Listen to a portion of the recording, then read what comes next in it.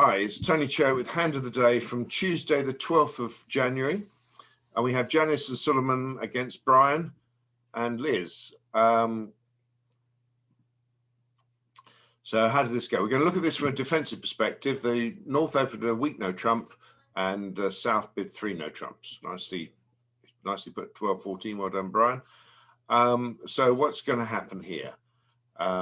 And we can sort of figure out what's going on. So there's a defensive problem. We've got to figure out what's going on as we go along. Let's see what happens. Suleiman leads the 3 of spades, which runs round to the 10. Now, what can we tell from this lead? So Suleiman's 3 is either from 4 spades or it is from 5 spades. It can't be from 6 spades, because if you had 6 spades, the 3 wouldn't be the 4th highest. Okay, so he's got 4 or 5 spades. So it means that declarer has got 4 or 5 spades as well. Okay, so depending on what Suleiman holds. So that you need to know from the start with. Now, could declarer might have the queen of spades, might have anything else, but let's see what happens next. So next, off the spade goes the king. Now this suggests little fear about the spade suit. Janice discarded a diamond, that's fine. And then what have we next? A diamond goes to the jack and the king of diamonds comes back. So what do we know now about the North hand? So we know North has got 6 points in diamonds. Otherwise, this is a very, very strange point. So we've got 6 points in diamonds and possibly will have either the jack or queen of spades. Now, I would suggest that North is more likely to have the queen of spades, because if he'd had jack 10, he might have chosen to win but with the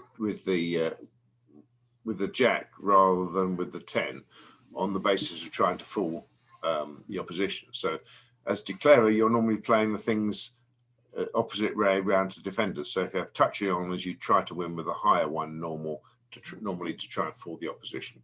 So I think we can probably be reasonably confident that that Brian has the queen of spades. So that's 6. And if we look around at what else there is, Dummy's got queen jack for king queen of hearts, king of spades, and then it's got these clubs. So we're sort of trying to whir around in our mind how this might pan out. But anyway, let's see what declarer does.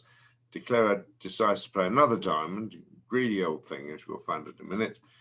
And Janice wins the ace of diamonds. And despite the fact that there's been a club discards from East, Janice looks at this and thinks, if I lead a heart and Suleiman's got the ace of hearts, what good is that going to do? We make the ace of hearts, which will almost certainly make whatever I do.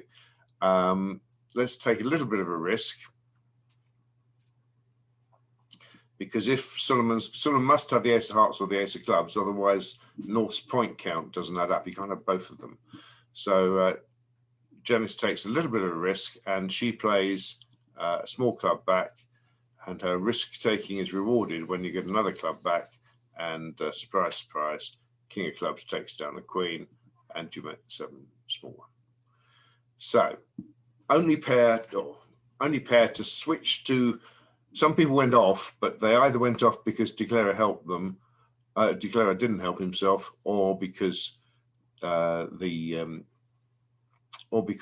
club was led from the East hand. So in general, Janice was the only defender to find the club switch after a spade lead. So well done, Janice. Declarer, in being greedy and trying for the over trick, managed to get a bottom instead. But that's the way life is. It might have been easier. So if we look at the whole thing again, it might have been easier if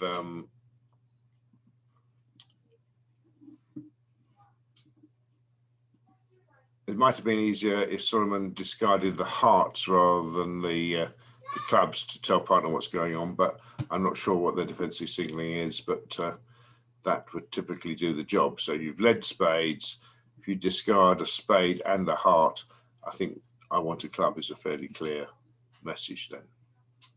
So that's Tony Cho with Hand of the Day for Tuesday, the 12th of January. And this was the sim pairs, the national sim pairs.